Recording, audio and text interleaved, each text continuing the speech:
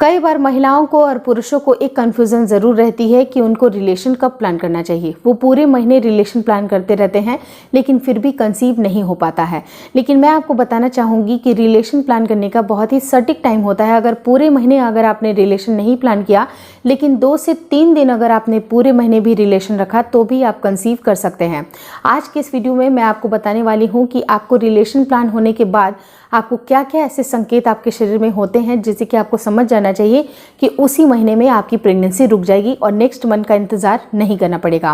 Video काफ़ी informative है, please शुरू से लेकर लास्ट तक जरूर देखिएगा।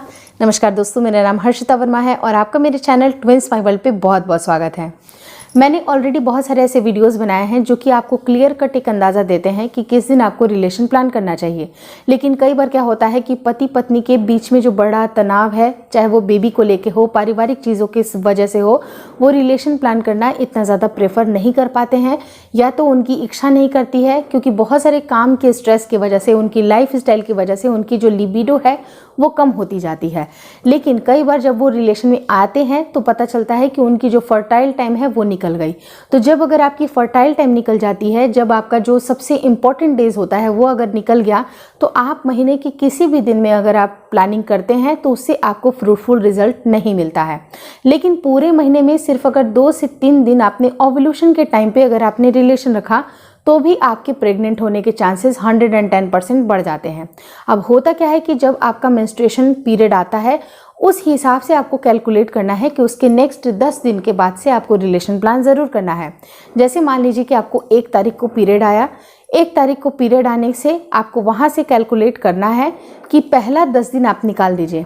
लेकिन अगर आपका शॉर्ट टाइम है, शॉर्ट ड्यूरेशन पे अगर आपकी पीरियड्स आ जाते हैं, जैसे कि 25-26 दिन पे ही पीरियड आ जाता है, 24 दिन पे आ जाता है, तो आप 7वें दिन के बाद से भी ट्राई कर सकते हैं। तो नट सेल में आप ये समझ लीजिए कि 10वें दिन से लेके 20वें दिन आपको ऑल्टरनेट डे पे रिलेशन रखना है। लेकिन अगेन अगर आपको उतना समय नहीं है, आपकी इंटरेस्ट कम होती जाती है, तो आप 10वें दिन से लेके 15वां दिन, वो सबसे ज़्यादा ज़रूरी है कि उस टाइम पे ये जो 5 दिन है उस टाइम पे अगर आपने 2 से 3 बार भी अगर रिलेशन में रहें तो भी आपकी प्रेगनेंसी रुक जाती है। लेकिन उसके बाद की जो सबसे इंपॉर्टेंट प्रोसेस होती है वो होती है फर्टिलाइजेशन के बाद इम्प्लांटेशन की।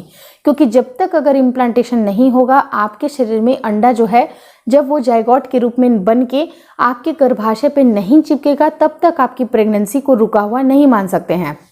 तो रिलेशन के बाद अगर कुछ 2 सिम्टम अगर आपको दिखाई देते हैं, जैसे कि होता क्या है कि जब आपने रिलेशन प्लान कर लिया, ओव्यूलेशन के टाइम पे 1 हफ्ता जाने दीजिए, क्योंकि 1 हफ्ते के बाद इम्प्लांटेशन का काम शुरू होता है। यानी कि पीरियड के करीब 1 हफ्ते 8 दिन पहले ये सारी चीज़ें होती हैं, जिस समय गर्भाशय की जो दीवार होती है वहाँ पर आपका नन्हा सा जायगोट चिपकता है। तो उस टाइम पे बहुत ज़रूरी है कि आप इम्प्लांटेशन की जो क्रैम्पिंग है उसको अगर आप महसूस करते हैं, हल्की फुल्की अगर क्रैम्पिंग लेफ्ट साइड में या राइट साइड में अगर आपको फील हो रही है, हल्की सी ऐंठन महसूस हो रही है, तो ये आपकी प्रेगनेंसी के बहुत ही सटीक लक्षणों में से एक है। और अगर महिलाओं को इसके साथ ही साथ अगर उनको 1 से 2 स्पॉटिंग भी होती है, जैसे ब्लीडिंग आ गई हल्की सी पिंक कलर की या ब्राउन कलर की, कुछ इस तरह के डिस्चार्ज आ गए, तो ये आपको समझ जाना चाहिए कि निराशा की कोई भी बात नहीं है, बल्कि इस समय आपकी प्रेगनेंसी रुक सकता है। और ये बहुत ही इंपॉर्टेंट लक्षण होता है, वो होता है इम्प्लांटेशन का। तो इम्प्लांटेशन अगर आपने महसूस कर लिया, वो भी पीरियड डेट के करीब 1 हफ्ते पहले, तो ये मान के चलिए कि उस महीने में प्रेगनेंसी 110% रुकी जाएगी। लेकिन उसके साथ ही साथ अगर आपको हल्की फुल्की ब्रेस्ट में टेंडरनेस भी आ रही है, या फिर मूड स्विंग्स हो रहा है, क्योंकि कई बार होता है कि मूड स्विंग्स हो रहे हैं, थकावट हो रही है, चिड़चिड़ाहट लग रही है, तो ये आपकी प्रेगनेंसी को ही कंट्रीब्यूट करती है ये सारी चीज़ें। लेकिन उस टाइम पे भूल कर भी आपको कैफीन का सेवन नहीं करना चाहिए, जो आपको बहुत ज़्यादा ऐसे जंक फूड होते हैं उनका सेवन आपको नहीं करना चाहिए। और साथ ही साथ हेयर वॉश तो बिल्कुल भी नहीं करना चाहिए।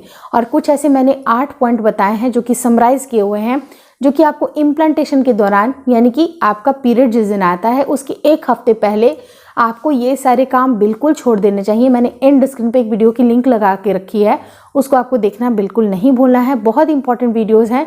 अगर आप अपनी प्रेगनेंसी को चाहते हैं कि इसी महीने रुक जाए, अगले महीने का कोई भी लफड़ा ना रहे, ना ही कोई अगले महीने ये सारी चीज़ें सेम चीज़ रिपीट हो, तो आप इस वीडियो को आप ज़रूर देख लीजिएगा। बहुत इंपॉर्टेंट है। मुझे लगता है कि मैंने एक बहुत ही क्लियर अच्छे से जानकारी दी है। अगर इस वीडियो में दी गई जानकारी अच्छी लगी तो प्लीज़ लाइक कर दीजिएगा। चैनल पे नए हैं तो चैनल को ज़रूर शेयर और सब्सक्राइब करें, और मुझे इंस्टाग्राम पे और फेसबुक के पेज को लाइक और फॉलो करना बिल्कुल ना भूलें। Thank you so much for watching twins my world.